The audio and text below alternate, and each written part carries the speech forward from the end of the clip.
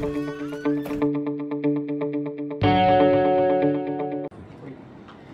on savait que les Marocains avaient des forces extraordinaires sur les deux côtés, mais qu'on s'était organisé en conséquence.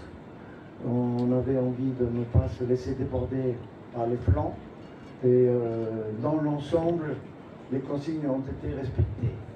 Nous avons eu à droite un jeune défenseur qui peut aussi jouer dans l'axe, donc il était bon de la tête aussi, parce qu'il y avait des diagonales souvent. C'est vrai que le Marocain cherchait à changer le jeu, à renverser avec des diagonales, et on a gagné beaucoup de duels aériens. À gauche, on avait aussi un défenseur d'école, on va dire, centrale, normalement, on l'a mis à gauche, ça en est bien sorti.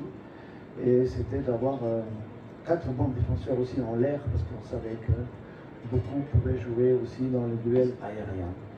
Donc on s'est organisé en conséquence, et avec 2 numéros 6 qui ont essayé de presser. Voilà. Mais il nous a manqué, vers l'avant, davantage de maîtrise, mais aussi parce que les Marocains nous ont bien pressés. Il était difficile de sortir balle au pied. Tout de suite, on avait un adversaire sur le dos, mais on a essayé, et voilà, on ne sait jamais à la fin, quand vous êtes mené que d'un but, hein, ça peut finir un partout. Malheureusement, ce n'était pas le cas, malheureusement pour nous. Nous avions envie de ne pas leur laisser trop d'espace, et surtout pas d'occasion de but, et essayer de bloquer leur flanc. Et qu'avec cette organisation-là, on savait qu'on pouvait résister. C'est malheureusement dans le money time de la première mi-temps que le but est arrivé sur un exploit qu'il faut applaudir, parce qu'un but comme ça, c'est rare. Et ça montre toute la qualité de l'équipe marocaine, mais aussi notre force de résistance pour ne pas en prendre d'autres et donner la chance à des jeunes joueurs de 18 ans de jouer pour la première fois.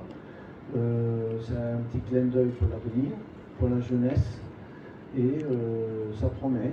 Il nous manquait encore 3 joueurs importants que j'espère bien récupérer pour la CAN. Justement, par rapport à ces jeunes joueurs qui ont fait leur... Qui est encore un peu frêle, hein, malheureusement, hein, mais à 18 ans, c'est un petit peu normal. Donc il peut venir, comme c'est un peu la mode actuellement, de la droite avec son pied gauche pour essayer de faire des centres ou des ballons enroulés. Et donc je l'avais vu avec la Sobema, qui est un bon club local, qui est un bon entraîneur, et je pense qu'il a vraiment bien travaillé dans son club. Il méritait d'être avec nous aujourd'hui et d'avoir sa chance aussi, mais il y a encore du travail. Quand Tosin sera de retour, Andreas Untonji, nos ailiers titulaires, ça sera plus difficile, mais là aujourd'hui, il a déjà montré ses qualités. Il fallait régler, qui datait de 2019, cette élimination à la Coupe d'Afrique des Nations, c'était sous votre prédécesseur Michel Buchier. On s'attendait à une déferlante, à ce que le Maroc marche sur le Bénin. Lorsqu'on voit un peu la tête du public, est-ce qu'on peut dire que le Bénin a un peu gâché la fête? La fête était quand même belle avec ce but magnifique, et puis un match plaisant, je dirais. Il n'y a pas eu de mauvais gestes, il y a eu une petite échauffourée, mais ça, c'est rien.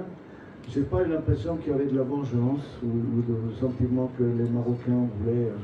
D'ailleurs, beaucoup d'entre eux n'étaient même pas là en 2019.